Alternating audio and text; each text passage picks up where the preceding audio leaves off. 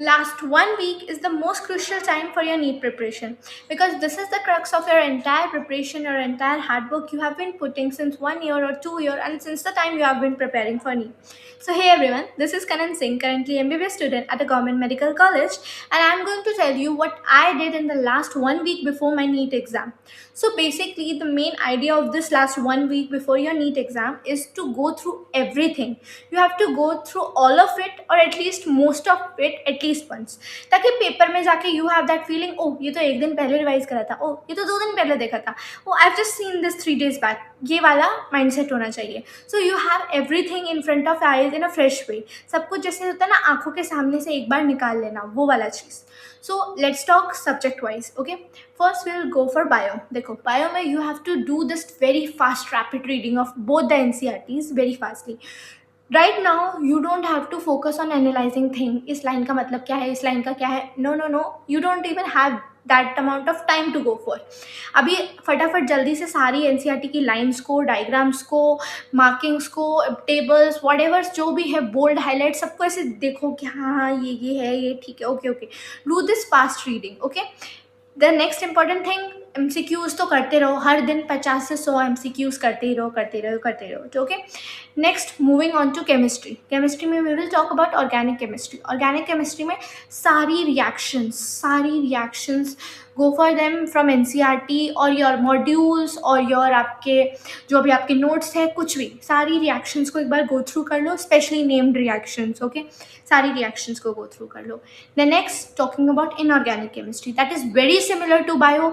Just give a quick reading to your NCERT, quick reading to the NCERT, important highlighted points जो bold में लिखा हुआ है, जो टेबल्स है, क्विक रीडिंग को take a go through to them. Okay, next talking about physics और physical chemistry. सारे फार्मूलाज खुद से लिखो एक बार. ट्राई टू रिमेंबर, इस चैप्टर में ये फार्मूलाज है, पहले एक बार देख लो, याद करो, फिर उसे लिख कर देख लो. You have to remember all the formulas भूलने की गलती मत करना, फार्मूलाज गलत मत करना. Just keep in mind every formula, every trick, every thing you have been using. एक बार हर चैप्टर के सारे इंपॉर्टेंट पॉइंट्स, सारे इंपॉर्टेंट फार्मूलाज, सारे important PYQs. Yes, will come about to talk about PYQs. पहले सारे इंपॉर्टेंट चीज़ें, फिजिक्स के फार्मूलाज और फिजिकल केमिस्ट्री के फार्मूलाज एक बार खुद से लिखकर रिवाइज करके याद कर लेना. ठीक है, नेक्स्ट पीवाईक्यूज. हाँ, पीवाईक्यूज करो, 10 साल के पीवाईक्यूज कर डालो एक बार, at least 1 time 2 time, and you should know the basic concept behind all the PYQs. ये पीवाईक्यू आपको नहीं समझ आ रहा, नहीं पढ़ा ये चैप्टर, उस पीवाईक्यूज को सॉल्व कर देख लो. उस पीवाईक्यूज का कंसेप्ट क्या है, कौन सा फॉर्मूला लग रहा है, बस इतना कर लो.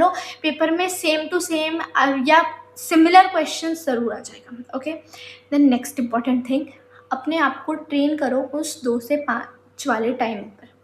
सिट इन अ प्लेस जहाँ पर एसी ना हो. अपने घर के कंफर्ट को छोड़कर एक ऐसी जगह, एक मॉक टेस्ट, लास्ट वीक में एक मॉक टेस्ट ज़रूर अटेम्प्ट कर लेना जो आपको एक नॉट कंफर्टेबल पोजीशन में आपको बैठना सिखा दे.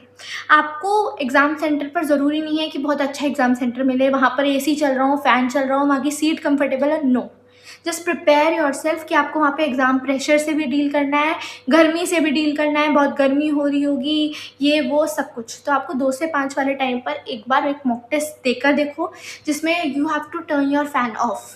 क्या पता एग्ज़ाम सेंटर पर फ़ैन नहीं चल रहा हो, how will you manage. Okay, तो फ़ैन ऑफ करके 3 घंटे बैठकर देखो कि आप अपने पेपर पर कंसंट्रेट करो, अच्छे से दिमाग लगाओ, एंड ट्रेन योर माइंड कि 2 से 5 वाले टाइम पर एक्टिव रहना है, सबसे एक्टिव रहना है, नींद नहीं आनी है, कुछ भी हो जाए हमें सिर्फ पेपर पर ध्यान देना है. Okay, and then the very end most important thing, pray to the God. Last week at least anxiety हो रही है, कुछ भी हो रहा है, pray to the God. Okay, that's it. Thank you for watching, hope you like it.